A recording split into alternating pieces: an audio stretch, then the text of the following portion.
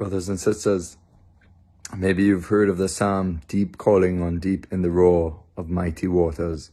And it's the psalm that speaks about, the infinite abyss that is in us, that reaches out to the infinite abyss that is God. Often we're looking for meaning exteriorly, in the things of creation or activities or constant entertainment.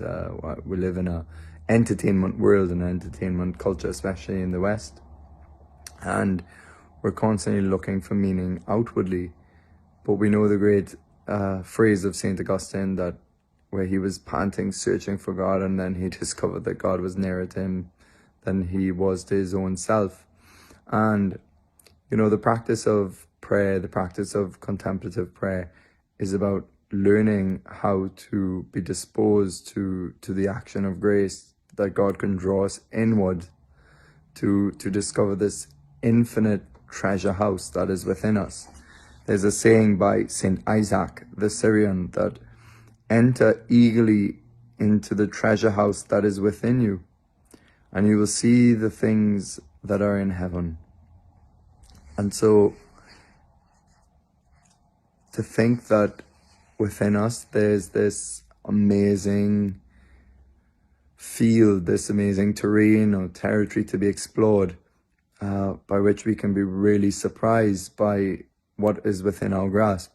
Often we are fooled by the illusion that we have to work for things that we need to make us happy, in a sense that we are under an illusion that we do not have already all that we need to find deep fulfillment and peace and joy. And yes, we need to work. Yes, we need to function in the world, absolutely, to supply our basic needs. But the kind of happiness, the kind of fulfillment is not that we yearn for, is not something we can buy. And in fact, we already have it. If we listen to the words of the Good Shepherd in Psalm 23, about the Good Shepherd, the Lord is my shepherd, there is nothing I shall want. Like, do those words really take root in our heart? Do we believe that? Believing that is the grounds of our peace. Our peace. Like from the prophet Isaiah, he says, you keep him in perfect peace, whose mind is stayed on you. At the end of the day, this is what we're searching for. Peace is like the sign of fulfillment. It's when peace says that nothing is missing. Everything is complete. A friend of mine sent me a video, actually, of a Dominican priest the other day, and he was basically saying that peace says there's nothing missing. There's nothing missing. I have everything. And so this is, the hallmark of perfection in that sense. Perfection is the fullness of being. It's the fullness of something, which means nothing is missing. So peace is the fruit of perfection. That's why peace is a wonderful fruit of holiness, which is basically our union with God, which is a fulfilling of who we are. Because we're meant for God. We're meant to be fulfilled in Him. So our minds find peace when they're stayed on you, O God. So this is the whole idea of prayer and searching for Christ, searching for that infinite richness of Christ in our hearts. So part of the realization of prayer, that when one gets to experience contemplative prayer or experience the depths of one's being in God, one realizes that I have everything I need within me. I have everything within my grasp. It's free. And when that realization happens, that's the joy of the gospel. That's the freedom, that everything is gift. Everything is shared gift, and I don't have to buy it. I can't buy it. It could only be received.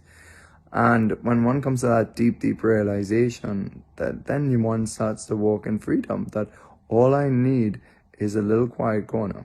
All I need is a little quiet space and a bit of time. Now that's very hard for many of us in the world that are so busy, but this is where we have to fight for it. And most of the time, all of us can find that quiet corner. It just means giving up a few things. So, and I've preached on this before, but The mind needs something maybe to still itself, to allow itself so that God can fill it with His presence or His being. And the ancient prayer of the Jesus prayer, just saying the name of Jesus, because the mind's like a monkey jumping from one thing to the next, and you need to focus the mind on something. So if we give the mind a word, but have faith in that word, which is saying the name of Christ, then that's a powerful way to still the heart and mind, so to become aware of Christ, to become aware of God, so that we could possess all that we need. And so, St. John of the Cross says, preserve a loving attentiveness to God with no desire to feel or understand any particular thing concerning God. This is really important, because one of the mistakes we make in prayer is that even when we read the scriptures, we're trying to squeeze a meaning out of it. We're trying to define what God is, as opposed to just resting in the loving fact that He is there and knowing that He's there.